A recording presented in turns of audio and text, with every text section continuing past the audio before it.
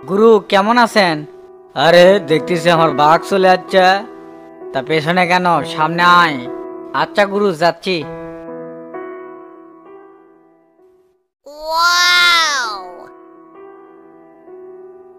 তা এতদিন পর আমার কথা মনে পড়লো তোর? আপনার কথা কি আর ভোলা যায় গুরু? সব সময় মনে পড়ে, কিন্তু বিভিন্ন চাপের কারণে আসা হয় না, এই আর কি। সবই বুঝছি। রে টেরা, তুই কেঙ্কা আছো? আল্লাহ ভালোই রাখছে, আপনার কাছে এসে আরো মনটা ভরে গেল। তা গুরু আমাদের জন্য না দোয়া করেন যাতে আমরা ভালো থাকি। তোরা সব সময় ভালো থাক, সে দোয়াই করি। তা শামসু, তুই নাকি গ্রামে যাই ইউনিয়নের চেয়ারম্যান হইছো? হ্যাঁ গুরু, সবই তো জানেন, শহরের আলো বাতাস আর ভাল লাগে না। গ্রামের অসহায় গরিব মানুষগুলোর কারণেই গ্রামে চলে গেছি। তারা খুব সহজ সরল ভাবে জীবনযাপন করে, তাদের এই সরলতা আমার খুব ভাল লাগে গুরু। দেখতেছি মানবতা, তা সেটাই করবি। ইউনিয়নের চেয়ারম্যান হলো কৃষক, এমপির ইলেকশন করতে। হাই কমান্ডারের সাথে কথা কতাম, তোর এমপি হওয়ার ঠেকায় কেরা রে? না, কথা আমনে ঠিক আছে, কিন্তু আমি হাবিব ভাই ডুববার চাইনি, এই জন্য এমপি ইলেকশন করিনি। তুই যার ওপর মায়া দেখাচ্ছ, ওই শালা তো একটা চোর। কোটি কোটি টাকা বিদেশে পাচার করছে, গরিবের হক মারে খাচ্ছে, এখন তো তোর পিছে লেগে গেছে। এই দুনিয়ার যাকে তুই ছাড় দিব, তাই তোর পেছন থেকে বাস দিবি, এটাই বাস্তবতা। আচ্ছা, আমার বুঝে আসে না, আপনি ঢাকায় বসে থেকে এত কিছু জানেন কি করে? কতদিন পর আপনার সাথে দেখা, তারপরেও আমার জীবনের ঘটে যাওয়া ঘটনা আপনি খালি গ্যাট গ্যাট গ্যাট গ্যাট করে করছেন। সবই তো মওলার ইচ্ছা, এই জন্য লোকে আমাক গুরু করে ডাকে। শোন, আমার কাছে যত পোলাপান মানুষ আছে, তার মধ্যে তুই হলো অন্যরকম। ভালোবাসা বিশ্বাস সবার চাইতে তোর ওপর বেশি ছিল, আজ অব্দিও আছে। তুই ছিল আমার সবচাইতে কাছের, তোদের যত বড় বড় কাজ করাছি অন্য কাউকে দিয়ে করাইনি, কারণ তাদের ওপর ওই বিশ্বাসটা আসিল না।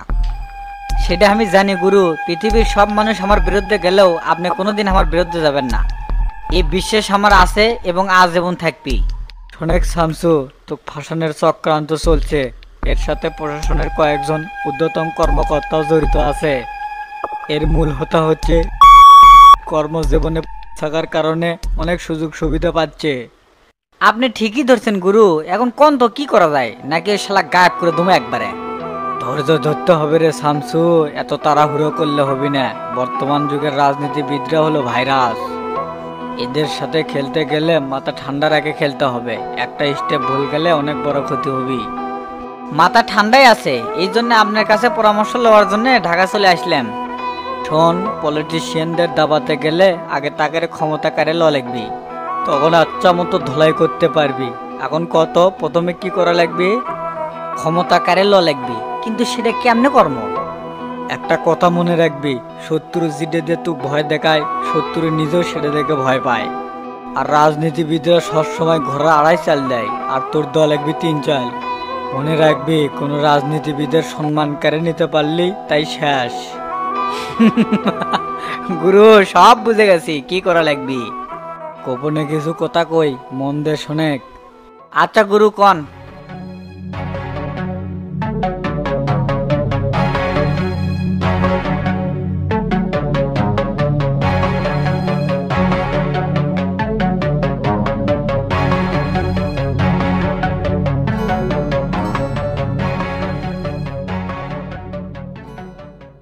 পারফেক্ট আইডিয়া গুরু।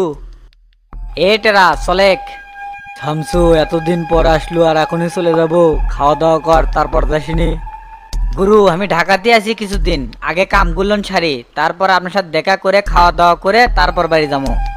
ঠিক আছে, যা তাহলে, আর প্ল্যান মতো কাজগুলো করিস, উল্টা পাল্টা হলে তুই কিন্তু ফাঁসে যাব। গুরু, আমি শামসু, কোবা শামসু, আপনার শিষ্য, আমার টার্গেট কোনোদিন মিস হয় না। টার্গেট আমার যেখানে, নিশানা যায় বসবিও সেখানে। ঠিক আছে, যা বেটা, দোয়া থাকবি তোর ওপর। শফিক, অনেক কষ্টে হাইকোর্ট থেকে তো তার জামিন করলাম।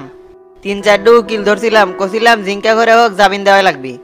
আলহামদুলিল্লাহ ভাই, জানতেছিলাম আপনাকে দিয়ে কাজটা হবে, তা ভাই কাগজ পৌঁছাতে কতদিন সময় লাগতে পারে? 2 থেকে 3 দিন সময় লাগবে বগুড়াত পৌঁছাইতে। তা শফিক, টাকা পয়সার কেমনে কি হবে সেটা তো কইলে না। আমি এলাকার যে টাকা পয়সা তো তার থেকে নিয়ে আপনার কাছে পেটে দিচ্ছি। টেকার চিন্তা করেন না, জামিন তো হচ্ছে, এই জামিন লেগে একটা দুটো দিন হলো দৌড়াচ্ছি আমি।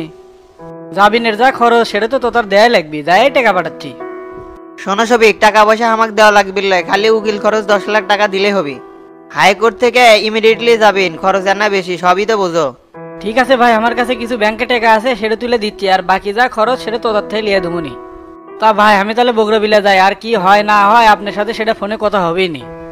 ঠিক আছে যাও, পরের সপ্তাহে আমি আসিচ্ছি, যাই শামসুর সাথে খেলা হবে। আমিও প্রস্তুত আছি ভাই, শামসুর খেল এবার দেখে ছাড়মু। কত ধানে কত চাল, এবার শামসু বুঝতে পারবে আসল রূপ কোনটা। তাহলে ভাই উঠলাম, আসসালামু আলাইকুম। ওয়ালাইকুম আসসালাম।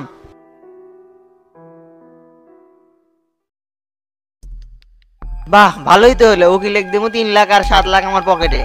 দিনকালের অবস্থা খুবই খারাপ, নিজের মানুষের থেকে টাকা নামালে হবি না। নওশাদ, নওশাদ, জি স্যার বলেন। ঘরে টোটাল ক্যাশ কত আছে?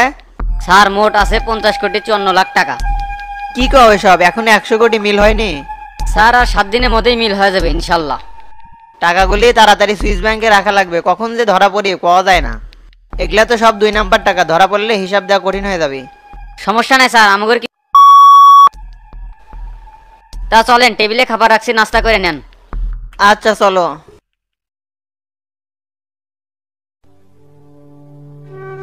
হঠাৎ করে কবা শামসু ঢাকাত গেল, কি যে হলো কিছুই তো বুঝতে পারছি না। এমুকে সগলি কোয়া বলা শুরু করছে, তোতার নাকি জামিন হসে, আজকালের মধ্যে তোতা বাইর হবি। কি যে হচ্ছে আর কি যে ঘটিচ্ছে কিছুই বুঝতে পারছি না। বেটাটা আমার অকালের দুনিয়ার থেকে চলে যায়, দুনিয়ার জ্বালা হসে আমার। মনে হয় না বেটার হত্যার মামলার বিচার পাবো।